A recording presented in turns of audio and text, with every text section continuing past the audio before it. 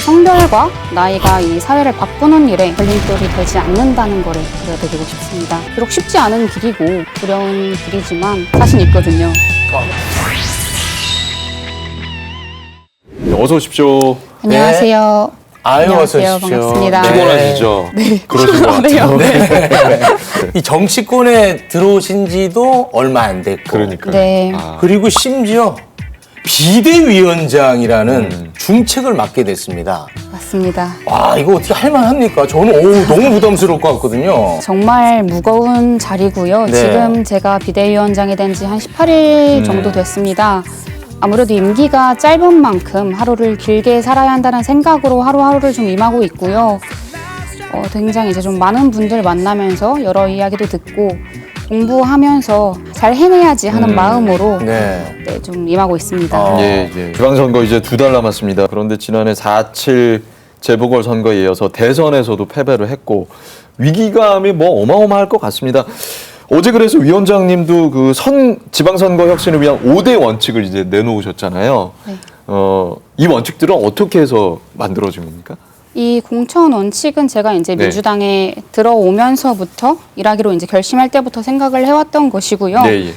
정치권이 바뀌어야 한다는 생각으로 당에 왔고 또 그러려면 원칙이 바로 서야 한다는 그런 생각으로 이제 말씀을 드렸습니다. 네. 제가 당에서 처음으로 이제 공식 발언을 할 때도 이 말씀을 드렸었는데 무엇보다 이제 학연, 지연, 혈연 이렇게 내 편 챙기기 같은 온정주의가 그동안 정치권에 만연했잖아요. 네. 이 부분에서는 이제 대부분 이제 공감을 하실 것 같고요. 이런 온정주의가 정치인의 판단 기준이 된다면 사회적으로 다양한 목소리가 정치에 이제 반영이 되지 못할 것이고 네. 그동안에 이제 정치가 그래왔던 만큼 앞으로는 새로운 모습을 보여드려야 할 그런 생각으로 이런 원칙을 말씀을 드렸습니다. 네. 근데 그 5대 원칙을 이렇게 자세히 들여다보니까 부동산 정책 실패 책임자들은 네. 이 배제를 해야 된다. 눈에 띄더라고요. 네, 이 그런 부분이. 말씀을 네. 또 하셨고 5대 원칙 중에 하나입니다. 네. 그렇다면 이번 지방선거 출마가 예상되고 있는 김현미 전 장관 배제 대상입니까? 그리고 노영민 전 청와대 비서실장도 있고 박주민 의원도 있어요. 다 그렇게 네. 하면 더 불편하잖아요. 네. 네, 실명 거론을 제가 직접 하지 않아도 이제 대중적으로 지탄을 받으신 분들이 네. 지탄을 받으면 국민분들께서 이제 민주당의 반성과 쇄신의 그런 진정성을 믿기 어려우실 것 같다는 생각이 들고요. 분명히 국민이 이제 불만을 가지시고 좀 정책을 설계한 이런 책임자가 있고 좀 부동산 이슈에 국민의 분노를 키운 분도 이 안에 계시다고 생각을 합니다. 예. 그런 분들이 다시 선거에 나선다면 아무래도 달라진 게 없는 민주당 여전하다라는 그런 이야기들을 들을 거기 때문에 네. 저는 그런 부분에 문제의식을 느끼고 네. 있는 것입니다. 그래서 이제 부동산 문제의 책임의식을 가지고 계신 분이 좀 스스로 결정을 해주시길 바라고 있고요. 네.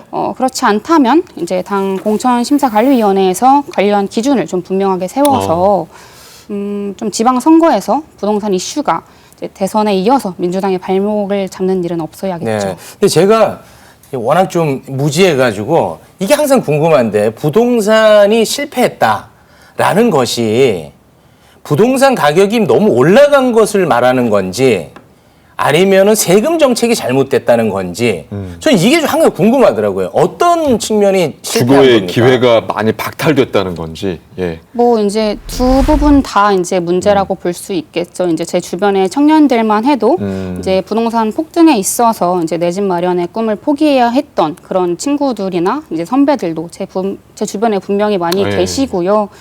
이제 합리적이지 않은 부동산 세금에 분노한 국민들께 이제 심판을 받았다는 점은 분명하잖아요. 그래서 이제 아무래도 이런 부분들을 해결을 해나가야 했고 이런 좀 논쟁 과정에 있어서 갈등이 동반되는 거는 이제 당연한 수순이라고 생각을 합니다. 네, 알겠습니다. 예.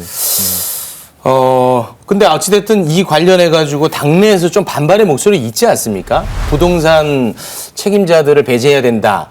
여기에 대한 반발 그런 것들은 어떻게 정치력을 발휘하실 건지 그것도 좀 그 걱정이 기준을 돼요. 부동산 정책 실패만 물을 수 있는 것이냐? 일단 최대한 많은 분들이 납득할 수 있는 그런 기준, 원칙을 만들어야겠죠. 그리고 이제 물론 다른 생각을 가지신 분들도 있겠지만 네. 예, 예. 원칙이 바로 서는 공천 시스템이 정치 개혁의 시작이라고 보고요.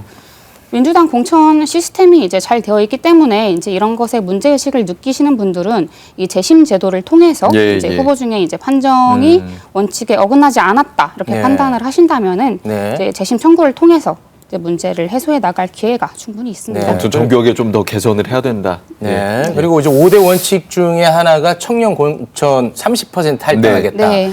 요게 이제 사실 국민의힘하고 굉장히 대비되는 모습 아니겠습니까? 네. 국민의힘은 할당제 없다. 그냥 실력 위주로 간다라는 것이고 위원장님은 이제 청년 30% 할당하겠다. 그런데 또 일각에서는 청년에게 30%를 줄 만한 인재풀이 있느냐. 뭐 이런 이제 비판의 목소리도 있는 것 같습니다. 네, 일단 청년 공천 30% 원칙은 이 정치권의 세대 불균형을 조금이라도 이제 바로잡기 위한 첫 번째 수단인 거고요. 정치권에 지금보다 이제 더 다양성을 대표할 수 있는 사람들이 많아져야 한다고 생각을 하기 때문에 네. 이 청년 공천 30% 원칙을 말씀을 드린 거고요. 네. 지금의 정치인들도 다 청년 시절을 겪었겠지만 그렇죠. 지금의 기득권이 된 이 정치인들, 5060의 정치인들의 청년 시절과 지금 2030이 겪고 있는 청년 문제는 다르단 말이에요.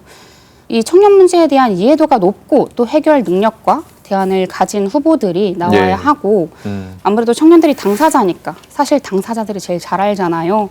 그래서 잘 아는 사람이 해야 하는 거죠. 네, 네, 네. 네. 알겠습니다. 지금 뭐 많은 언론에서 우리 위원장님하고 이준석 대표하고 좀 비교를 또 많이 하고 있지 않습니까? 네, 맞습니다.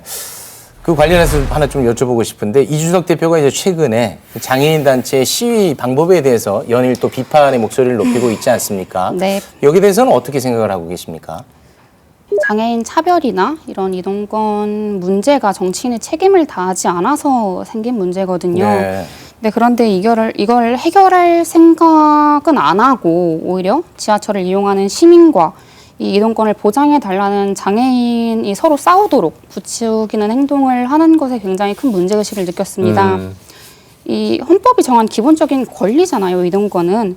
근데 이런 것들을 보장하지 못하고 있는 이런 정치권이 책임져야 할 문제를 이제 오히려 차별받는 장애인에게 뒤집어 씌우고 있는 것에 굉장히 안타까움을 많이 느끼고 있고요. 참 이 기본적 권리를 지키기 위해서 장애인 분들이 어떤 마음을 가지고 거리에 나서는지를 조금 이준석 대표가 네. 생각을 해주셨으면 네. 좋겠다라는 생각이 들고 저도 이제 엊그제 사과를 드렸거든요. 제가 정치에 입문한 지 너무 얼마 안 되긴 했지만 네. 어떤 단체에 들어왔다는 그런 이제 유대감이란 게 있잖아요. 예, 근데 예. 정치인이라면 이런 네. 현실을 좀 더 이제 보다 부끄러워하고 네. 네, 개선을 해나가겠다 네. 약속을 해야 하는 그런 사람이라고 근데 봅니다. 요렇게도 좀 비판할 수 있을 것 같아요. 지금 이제 이준석 대표에 대한 발언에 대해서 이제 비판적인 시각을 보이셨는데 참 역설적이게도 이준석 대표의 발언으로 인해서 장애인들의 이동권에 대한 기본권에 대한 이야기가 공론화되고 있고 거기에 대해서 민주당이 이제 관심을 갖기 시작한 거 아니겠습니까? 물론 이제 과거에도 그래 왔지만 이런 거에 대해서는 조금 비판받아 마땅한 거 아니냐 어떻게 생각하십니까? 그동안 이제 민주당이 이런 장애인 분들의 그런 이야기를 계속해서 들어왔던 것으로 저도 알고 있고 예, 예. 물론 이준석 당대표의 그런 발언으로 인해서 이게 확 이슈화가 된 부분도 있죠. 근데 그게 옳다 그르냐로 봤을 때 옳지 않잖아요. 네. 누군가에게 상처를 주는 방식이 이거를 이슈화 시켰다고 해서 정당화될 수는 없다고 네. 보여집니다. 끝으로 이제 정치인 박지현의 지향점 네. 정치하시면서 요것만은 꼭 지켜가고 싶다, 요것만은 좀 이루고 싶다 하시는 게 있다면 뭐가 있을까요? 사실 국민들께서 정치에 대한 신뢰도가 굉장히 낮으시잖아요. 네. 그 신뢰를 조금 높이는 정치인으로서 이제 좀 자리를 하고 싶고요. 무엇보다 제 성별과 나이가 이 사회를 바꾸는 일에 걸림돌이 되지 않는다는 것을 보여드리고 싶습니다. 네. 정말 참 비록 쉽지 않은 길이고 두려운 길이지만 자신 있거든요. 네, 자신 있고 함께 해주시는 좋은 분들이 정말 많이 예. 계시고 또 방향성만 잃지 않는다면 네, 분명히 조금 더 옳은 사회를 만들 수 있다고 믿고 있습니다. 네. 예. 좋은 모델이 되어주시기를 바라겠습니다. 감사합니다. 예, 네. 늦은 시간 나와주셔서 고맙습니다. 감사합니다. 네, 고맙습니다. 감사합니다.